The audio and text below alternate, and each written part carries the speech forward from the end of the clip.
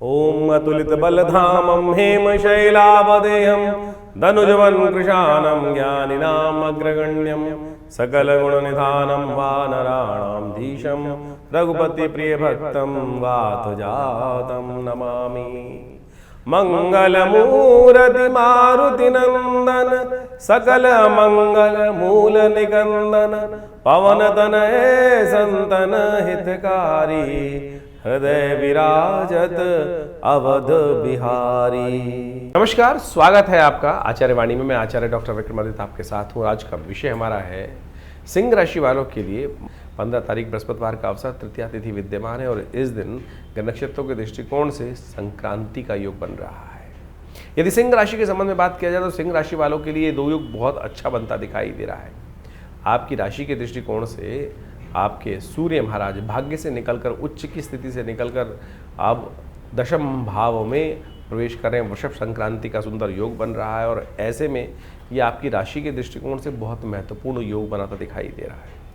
यह आपकी राशि के दृष्टिकोण से ऐसा महत्वपूर्ण योग बनेगा कि जिसके द्वारा आपके लिए कई प्रकार की उन्नति का मार्ग प्रशस्त हो सकता है। लेकिन ध्यान रखिएगा, स्वास्थ्य के मामले में कहीं ना कहीं कुछ कष्ट देने के योग बना सकते हैं। सूर्य का परिवर्तन तो थोड़े से उग्र स्वभाव के हैं और सूर्य इन दिनों जिस प्रकार से जिस नक्षत्र में चल रहे हैं वहाँ पूर्ण उग्रता में है, तो खासतौर पर ध्यान रखने की ज़रूरत रहेगी।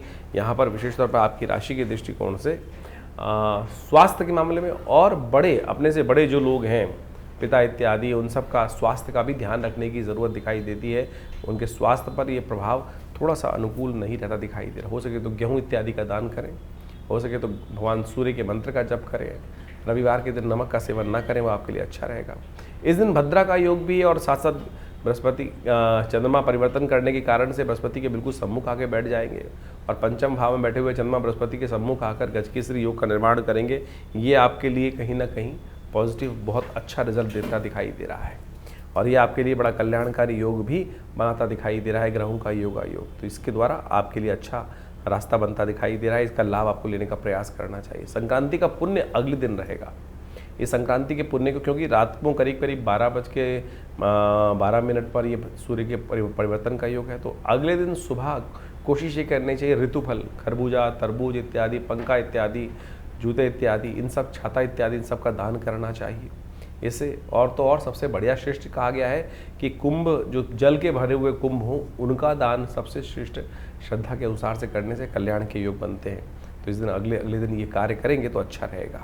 16 तारीख के दिन बात करें, शुक्रवार का अवसर, चतुर्थी तिथि विद्यमान है, गणेश चतुर्थी का योग है। ग्रह नक्षत्रों के दृष्टिकोण से योग आपके लिए बड़ा अनुकूल बनता दिखाई दे रहा है और इस अनुकूलता का लाभ आप तब ले सकते हैं जब आलस्य त्याग दें, जब कहीं ना कहीं थोड़ा सा हटपन त्याग दें। थोड़ा सा आपकी राशि जो है वो सूर्य प्रधान राशि मानी जाती है। सूर्य प्रधान राशि वालों के लिए क्या होता है कि सम्मान सबसे पहले होता है और कई बार सम्मान जब ना मिले तो क्या होता है कि वो मन में कहीं ठेस लग जाती है और इन्हीं दिनों वही सम्मान का पर ठेस लगने के योग बनते दिखाई दे रहे। शनि का पूर्ण प्रभाव आपकी राशि के स्वामी पर पड़ रहा है और वो कहीं ना कहीं जो है आपके प्रतिष्ठा में, मान में कमी लाने के योग बना सकते हैं।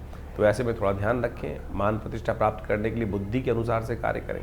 श्री गणेश जी का सुंदर स्तवन करने की ज़रूरत है। उनका सुंदर स्तवन कर आप लाभ ले सकते हैं। एक बात और ध्यान रखिएगा, जो विशेष तौर पर 15-16 तारीख को ग्रह नक्षत्रों का योग था, उस दिन गणमूल के योग बन रहे थे। तो ऐसे में ये तिथि भी गणमूल से युक्त रहने वाली है। तो ऐसे में विशेष तौर पर जो जातक जन्म ले रहे हैं उनकी मूल शांति उनके माता पिता को अवश्य करानी चाहिए। नहीं तो क्या होता है कि बाल्यकाल के बाद 27 दिन जो शुरू के होते हैं उसी में मूल शांति करा ली जाए तो सबसे श्रेष्ठ है। बाद में जितना देर करेंगे उतना ऋण चढ़ेगा और फिर उतना ज़्यादा जीवन में हर मामले में कहीं ना कहीं कोई ना कोई टांग पकड़ के पीछे खींचता रहेगा। तो इसलिए जब है तो उस वक्त ही करा ले। 27 दिन तक 1000 मंत्र जप किया जाता है और उसके बाद उसका दशांश यज्ञ कर इस पूर्ण विधि का पालन किया जाता है। ज्येष्ठ और मूल नक्षत्र बड़े भारी माने जाते हैं, तो इसका ध्यान रखना चाहिए। तो इस प्रकार से राशिफल आपने समझा, लेकिन ये जो ज्येष्ठ का महीना बहुत ही वास्तविक तौर पर ग्रहों का परिवर्तन के तौर पर यदि समझें तो बड़ा महत्वपूर्ण रहने वाला है। कई ग्रहों का परिवर्तन का योग इस मई के अंदर और साथ साथ जेठ के आरंभ के साथ साथ बनता दिखाई दे रहा है। सबसे बड़ा परिवर्तन तो बृहस्पति अतिचारी रूप में परिवर्तन कर जो राशि परिवर्तन कर रहे हैं वो बड़ा महत्वपूर्ण रहेगा। बड़ी तेज गति से ग्रहों का ये परिवर्तन जीवन में प्रभाव उत्पन्न करता दिखाई दे रहा है। इसके साथ साथ राहु का परिवर्तन भी होने को तैयार है। जेठ के महीने में बड़ा विशेष योग बन रहा है कि इस बार 5 मंगलवार का योग है। ये रक्त रंजित भूमि को करने का योग बनाता है, विस्फोटक योग बनाता है। आतंकवादी घटनाएं बढ़ सकती हैं। मंगल का वैसे ही ग्रह योग को देखें इस बार तो मंगल का जो है परम अपनी नीच गति में चलना, कमज़ोर स्थिति में चलना, उसके बाद साथ साथ जेठ के अंदर 5 मंगलवार का योग बनना। और ये जेठ का महीना जो है 5 मंगलवार को रक्तपूर्ति यानी युद्ध की आशंका को उत्पन्न करता है, अशांति का वातावरण बनाता है, आतंकवाद को बढ़ाने के लिए योग बना सकता है। कई लोग दुस्साहस करते दिखाई दे रहे हैं और जिस प्रकार से अभी भारत के अंदर स्थिति बनी है अपने सबने देखा, उसके भयावह परिणाम आगे आने वाले समय में कई जगहों पर देखने को आपको मिल सकते हैं। ग्रह नक्षत्र परिवर्तन की तरफ जा रहे हैं और उन सब का प्रभाव हर व्यक्ति पर, हर जीव पर होता ही है। इसको हमें प्रत्यक्ष रूप से समझने के लिए ज्योतिष की जो गहनतम विशेष तौर पर जो गूढ़ गणित है उसके द्वारा चीज़ों को समझा जा सकता है। समय कभी भी ऐसा नहीं हो सकता कि एक जैसा ही समय हर एक के लिए निकले।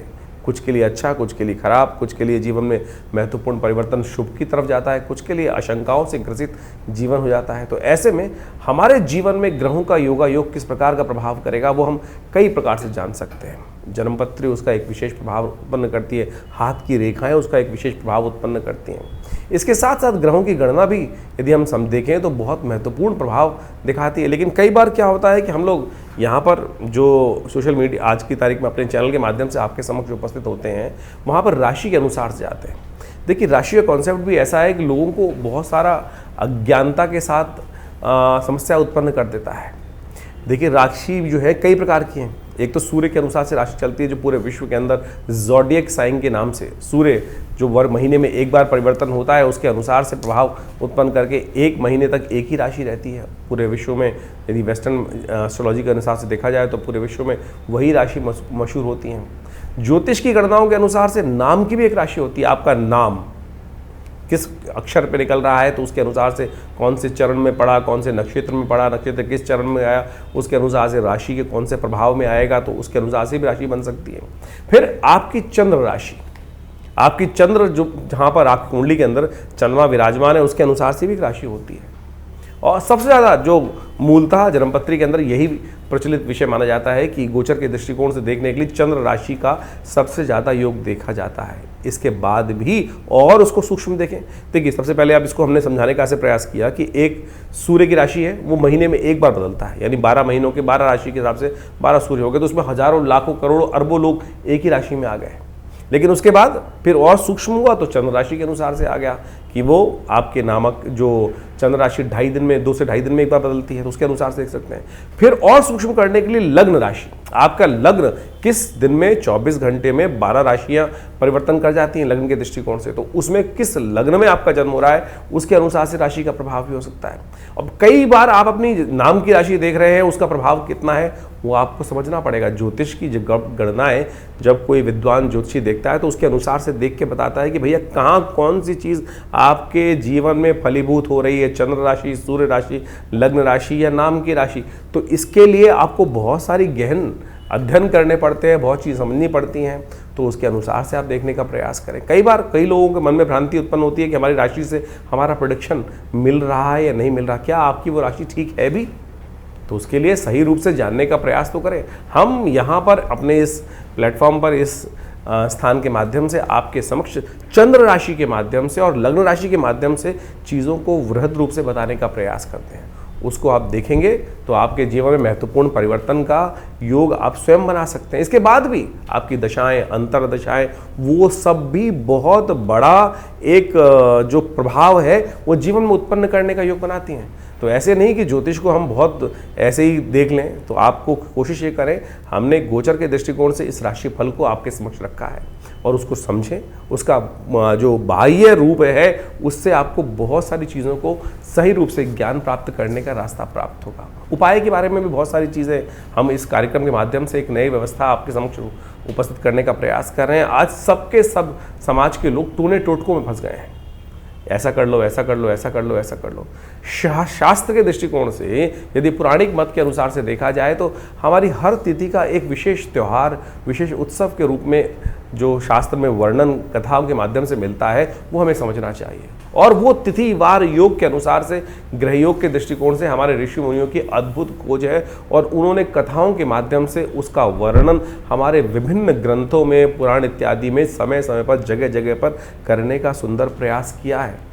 उससे रहस्य समझ में आएगा आपको कि कौन सी तिथि में, कौन से वार में, कौन से योग में, कौन से ऋतु के अंदर कौन सी चीज़ों को उपयोग करके आप अपने जीवन की बहुत सारी समस्याओं को ठीक कर सकते हैं। जैसे पूर्णिमा आ रही है, सत्यव्रत होता है, उसके साथ साथ इसके साथ साथ ग्रहों का परिवर्तन जब हो रहा है तो उनका प्रभाव किस प्रकार से होगा।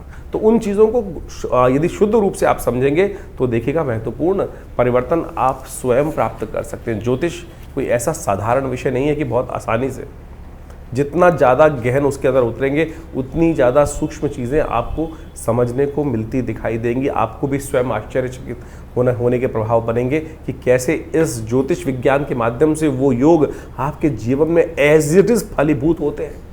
जब वो फलीभूत होते हैं ना, बिल्कुल जैसा कॉम्बिनेशन बनता है कि 1:1, 1+1 2 ही है तो 2 ही होगा, तो उसके दृष्टिकोण से आप इसको समझ लें। अब एक बात और, बहुत सारे लोगों के मन में एक प्रश्न उठता है कि हमारे भविष्य में जब जन्मपत्री निर्धारित है, जन्मपत्री बिल्कुल समस्या को जो एक बात मानेंगे भविष्य के दृष्टिकोण से एक चार्ट बनकर आया है और उसमें घटना आपके जीवन में लिखी है, तो वो फलीभूत होनी है, तो उसको बदलाव कैसे किया जा सकता है? अरे क्यों नहीं बदलाव किया जा सकता? उपाय रेमेडियल एस्पेक्ट तो है ना। अगर आप समझे, जो जन्मपत्री के फलादेश बना है, जो जन्मपत्री ग्रह योग बना है, किसके कारण से बना है? आपके पूर्व जन्म में अर्जित कर्मानुसार। वो एक लेखा जोखा है, बैलेंस शीट है जो आप पिछले जन्म से लेकर आए हैं अपने कर्मानुसार, और आपके जन्मकालीन में वो बैलेंस शीट आपके समक्ष आके उपस्थित हो गई। पढ़ा लिखा सीए उस बैलेंस शीट को देखकर कंपनी की स्थिति को बहुत अच्छे से भांप सकता है। और उसके बाद उसने क्या कार्य करना है, उसके बाद आपके पास कितने लायबिलिटीज़ हैं, कितने आपके पास एसेट्स हैं, उसके द्वारा आप आगे बढ़ने के योग बना सकते हो। तो उसी प्रकार से आपकी जन्मपत्री का भी यही विषय है कि आप लेखा जोखा जो पिछले जन्म से लेकर आए हो, जन्मकालीन जन्मपत्री होती है। उसके बाद गोचर का प्रभाव हर रोज परिवर्तन हो रहा है। आप किस दिशा में कार्य कर रहे हो, किस दिशा में कार्य नहीं जा रहे हो, कौन से अच्छे कार्य कर रहे हो, कौन से खराब कार्य कर रहे हो, तो उसी से तो भाग्य बन रहा है आने वाले समय में। तो ये समझ लीजिए, यदि किसी की कुंडली में कोई अशुभ योग है तो आप सही दिशा में कार्य कर कर गुरु का सानिध्य लेकर परमात्मा की कृपा से उस अशुभ योग को बदल सकते हो। हजारों लाखों लोगों ने बदला है। असंभव से असंभव कार्य आप जीवन में समझकर ठीक कर सकते हो। ऐसे जैसे तुलसी बाबा ने लिखा ना, सकल पदार्थ है जग माही, आगे लिखा कर्महीन पुरुष पावत नाही। तो आप समझे कि ये सुंदर योग जो आते हैं, अभी शनि से बहुत सारे लोग त्रस्त हो रहे हैं। शनि महाराज विशेष तौर पर परिवर्तन की तरफ जा चुके हैं, कईयों के लिए अच्छे हैं, कईयों के लिए खराब हैं। अभी इसी मई के महीने में अमावस्या के दिन, जेठ की अमावस्या के दिन शनि जयंती पड़ेगी। तो शनि जयंती के दिन कहा जाता है कि भगवान शनि की प्रार्थना करें, शनि का उपवास करें, शनि का मंत्र जप करें। हमने अपने आश्रम पे जो शास्त्र में वर्णित व्यवस्था है उसके अनुसार से कार्य करने का प्रयास करते हैं हम। आज क्या है कि शनि की दुकान हर जगह खुल गई है। हर चौराहे पे आप देख लीजिए, एक नया शनि का मंदिर लोग खोल के बैठ जाते हैं और उसके अंदर दुकान के तौर पर, और वहाँ तेल पे तेल चढ़वाए जा रहे हैं या कुछ और करे जा रहे हैं। शनि की मूर्ति बड़ी से बड़ी करते चले जा रहे हैं। उससे क्या होगा भाई? हमारे आज प्राचीन काल में यदि आप देखें तो संपूर्ण शास्त्र दृष्टिकोण से अगर देखें तो कहीं भी इस प्रकार से शनि की मूर्तियों का लगाने का वर्णन कहीं नहीं मिलता। पंचदेव उपासना, शास्त्र सनातनियों को पंचदेव उपासना और उसके अनुसार से जो वर्णन है उनके अनुसार से उनकी चीज़ करने का शास्त्र में वर्णन प्रयास किया जाता है। लेकिन ये दुकानें जो खुल गई हैं और तेल पर तेल शनि को चढ़वा कर और वहीं जो उसका कार्य किया जा रहा है, शनि भी महाराज सोचेंगे कि भाई क्या कर रहे हो। हमने शास्त्र में वर्णित तरीकों के अनुसार से इस बार हनुमान चालीसा के 100 पाठ, जो शतबार पाठ पढ़ जो ही छूटई बंद महासुख हुई, हनुमान जी को शनि ने स्वयं आशीर्वाद दिया और उसके अनुसार से हमने ये कार्य करने का प्रयास किया कि आने वाले अभी जो शनि जयंती है उसमें विशेष तौर पर विवेकानंद योगाश्रम में करीब करीब 100 पाठ हनुमान चालीसा के शनि जयंती के दिन किए जाएंगे। शनि ग्रह शांति यज्ञ रखा जाएगा, उसमें शनि स्तोत्र वैदिक मंत्रों के द्वारा, विभिन्न शास्त्र में वर्णित प्रयोगों के द्वारा शनि ग्रह के दुष्प्रभावों को शांत करने के लिए कार्य किया जाएगा। और जेठ का महीना तो वैसे ही बहुत श्रेष्ठ है। जेठ के महीने में क्या हो रहा है, देख समझे, इस बार 5 मंगल का योग पड़ रहा है। एक तरह से विश्व को अशांत करने के लिए घटनाएं बहुत व्यापक रूप से आपके समझ घटेंगी। एक बात और समझे, 5 मंगल जेठ के होते भी बहुत कई बार शुभ बहुत हैं, क्योंकि बुढ़वा मंगल माने जाते हैं। कहा जाता है कि जेठ के महीने के मंगल के दिन ही भगवान राम को सबसे पहले भगवान हनुमान जी को भगवान राम के दर्शन हुए थे। तो इसलिए इस मंगल को, जो जेठ में पड़ने वाले मंगल है, बुढ़वा मंगल कहा जाता है। तो हम विवेकानंद योगाश्रम में इन पूरे बुढ़वा मंगल पर जितने भी मंगल पढ़ेंगे, बुढ़वा में 5 मंगल पढ़ेंगे, उनमें सुंदरकांड का सुंदर पाठ करें, आप भी करें। देखिए, ये सुंदर रूप से हनुमान जी को प्रसन्न करने का प्रयास करें। और सुंदरकांड अपने आप में समस्त जो कष्ट हैं उनको निवारण करने का योग बनाता है। इस भवसागर से पार करने का, भगवान के नाम के उस प्रभाव को यान बनाकर बिना किसी माध्यम से इस भवसागर से पार करने का सुमार्ग जो है वो सुंदरकांड का पाठ बनाता है, भगवान की आराधना बनाती है। तो कोशिश करें इस रूप से इन समस्त रहस्यों को समझने का प्रयास करें, टोटकों में न फंसे। तो हम इस कार्यक्रम के माध्यम से आपके समक्ष उन समस्त शास्त्र विदों के अनुसार, शास्त्र की बातों के अनुसार से, पौराणिक वैदिक ज्योतिष के अनुसार से उन प्रभावों को आपके समक्ष रखते हैं। इन सब चीज़ों को गहन चिंतन करें, अध्ययन करें, आवश्यक रूप से समझने का प्रयास करें। देखिए, मन में ना आशंका और संशय उत्पन्न करना बहुत आसान होता है। मन को नास्तिकता की तरफ ले जाना तो अपने आप ही भाग जाएगा, लेकिन उस विश्वास को जगाने के लिए आपको बहुत लाखों प्रयास करने पड़ते हैं। इसलिए अपने विश्वास को उस परमात्मा चरण से न डिगने दें। जीवन के कष्ट हैं, वो कष्टों का कोई ना कोई कारण है। इस बिना कारण के तो कुछ भी आपके जीवन में नहीं होता है। और ज्योतिष, भारतीय संस्कृति के शास्त्र उसको प्रमाणित करते हैं, समझाते हैं कि किस कारण से आपके जीवन में क्या घटनाएं घटने के योग बने। तो आप सत्य समझ लें, इस हमारे शास्त्रों में हर प्रश्न का जवाब दिया गया है। हर प्रश्न का जवाब देने के लिए परमात्मा स्वयं उपस्थित हुए। देखिए, एक बार कथा आती है, भीष्म पितामह ने भगवान कृष्ण से पूछा कि महाराज, मैंने अपने 100 वर्षों के पिछले जन्म में मुझे याद है कि मैंने कोई भी एक छोटा सा भी अपराध कार्य नहीं किया जिसके कारण से ये बाण शैया पर मुझे लेटने का प्रयास पड़ा। बाण शैया पर योग ऐसा बना कि मुझे बाण शैया पे आना पड़ा। ऐसा कौन सा कारण बना? तो भगवान ने उसका भी जवाब दिया। तो शास्त्र में आप समझें कि आपके समस्त प्रश्नों का जवाब है, लेकिन विश्वास के साथ। जवाब उसका दिया जा सकता है कि जो शास्त्र मत के अनुसार से हो। तो इसलिए व्यंग्यात्मक तौर पे जो प्रश्न उत्पन्न होते हैं तो उनका तो कोई जवाब नहीं है। तो इसलिए आप शास्त्र के दृष्टिकोण से इन समस्त विवेचनाओं को जो हमने ग्रह गणनाओं के आपके समक्ष उपस्थित किए हैं उन सबको समझें। आपका ज्योतिष विज्ञान, भारतीय संस्कृति का ज्योतिष विज्ञान अनादिकाल से भगवान की प्रेरणा से उत्पन्न किया गया है और हम सबके कल्याण के लिए उत्पन्न किया गया है। उन सब के सुंदर रहस्यों को हम समझकर अपने जीवन में सुख की तरफ, कल्याण की तरफ, परमात्मा के चरणों की तरफ अपने आप को उद्धृत करने का, आगे बढ़ाने का प्रयास करेंगे तो बहुत शुभ होगा, कल्याण के योग बनाना दिखाई देगा। तो इस वास्तविक जीवन के सत्य चरित्र की तरफ आपको प्रेरित करने के लिए योग ज्योतिष शास्त्र बनाया गया है। तो आप सब अपनी जन्मपत्री को अच्छे से विश्लेषण कराएं, जीवन में समय को समझें। बड़े भाग्य मानुष्य तन पावा, ये भाग्य से मनुष्य तन प्राप्त किया है, ऐसे ही मत गवाइए इसको कि कुछ नहीं होता। क्योंकि कई लोग परेशान होकर कई बार कहते हैं अरे सब बकवास है, कुछ नहीं होता। अरे बिल्कुल, इस संसार में कुछ भी बकवास नहीं है। इस संसार को परमात्मा ने रचा है तो किसी कारण से रचा है। आए थे हरि भजन को ओटन लगे कबास। इसलिए हम अपने उस मंतव्य को भूल चुके हैं, उस कारण को भूल चुके हैं।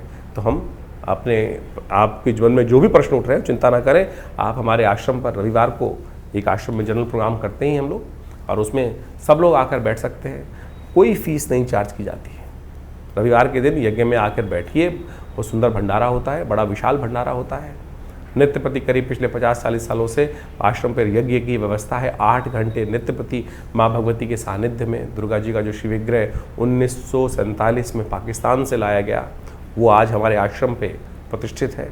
उन्हीं के सानिध्य में, उन चमत्कारी 500 साल पुरानी भगवती के दिव्य प्रतिमा के सानिध्य में सदगुरु आचार्य श्री कृष्णदेव जी, हमारे पिताजी की प्रेरणा से वो यज्ञ स्थल का, भगवती के मंदिर का निर्माण हुआ। और महाभगवती के सानिध्य में आज विभिन्न भारतीय शोध का विज्ञानों के ऊपर शोध किए जाते हैं, चाहे वो मंत्र विज्ञान है, चाहे वो यज्ञ विज्ञान है, चाहे वो भारत का योग विज्ञान है, चाहे आयुर्विज्ञान है। और पूरा बड़ा संस्थान आश्रम की तरफ से निर्माण किया गया है। करीब करीब 50 से 60 पुस्तकें जो भारतीय संस्कृति पराविज्ञान के ऊपर पराविज्ञान के रहस्यों को वर्णित करती हैं, वो हमारे आश्रम के द्वारा प्रकाशित की गई हैं। और आपके प्रश्नों का समाधान देने के लिए तो ज्योतिष की समस्त व्यवस्थाएं भी आश्रम पर की गई हैं और समय समय पर विभिन्न कार्यक्रम रहते हैं। और जेठ के पूरे 5 के 5 मंगलवार पर सुंदरकांड का पाठ भी रहेगा।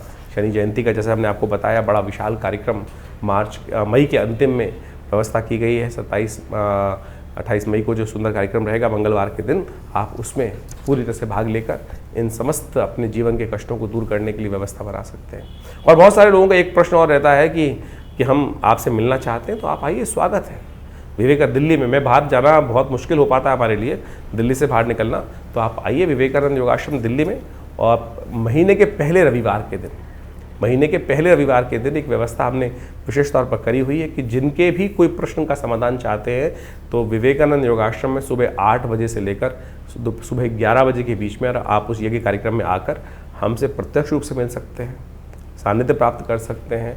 और जो भी प्रश्न होगा उसका छोटा मोटा जवाब जो भी होगा वो आश्रम की तरफ से उस समागम के अंदर व्यवस्था दी जाती है। कोई फीस नहीं चार्ज की जाती। तो आप सब आइए, और उस दिन तो कम से कम एक दिन रविवार के दिन रखा हुआ है इन समस्त व्यवस्थाओं के लिए, आप उस सुविधा का लाभ ले सकते हैं। हाँ, बाकी दिन आपकी पर्सनल अपॉइंटमेंट्स भी लेकर आप अपने पर्सनल कंसल्टेशंस को प्राप्त कर सकते हैं। उसके लिए नंबर्स फ़ोन पे स्क्रीन पे चल रहे हैं। आप अपने नाम से, बहुत सारे कष्ट होते हैं जीवन में, कभी कोई स्वास्थ्य की संबंधी समस्या है, महामृत्युंजय मंत्र है, विभिन्न कोई कष्ट हो गया है, किसी ने कोई तांत्रिक प्रयोग हो गए हैं, कुछ और हो गए हैं, किसी प्रकार के कष्ट चल रहे हैं, या विभिन्न उत्सव है, लोग अपने जीवन में महालक्ष्मी के यज्ञ कराना चाहते हैं, भगवत शत्रुओं को शमन करने के लिए बगलामुखी इत्यादि, महाकाली इत्यादि के यज्ञ कराना चाहते हैं, या कोई बहुत सारे जीवन में कष्ट चल रहे हैं उनकी निवृत्ति के लिए बहुत सारे और यज्ञ इत्यादि, बहुत सारे प्रोसेस जो शास्त्र में वर्णित हैं, उन सब की व्यवस्था रहती है। आप अपनी समस्त समस्याओं का समाधान के लिए, प्रश्नों के समाधान के लिए फ़ोन नंबर्स जो दिए उन पर व्हाट्सएप के माध्यम से जानकारी प्राप्त कर सकते हैं। आश्रम से जुड़ें। धन्यवाद।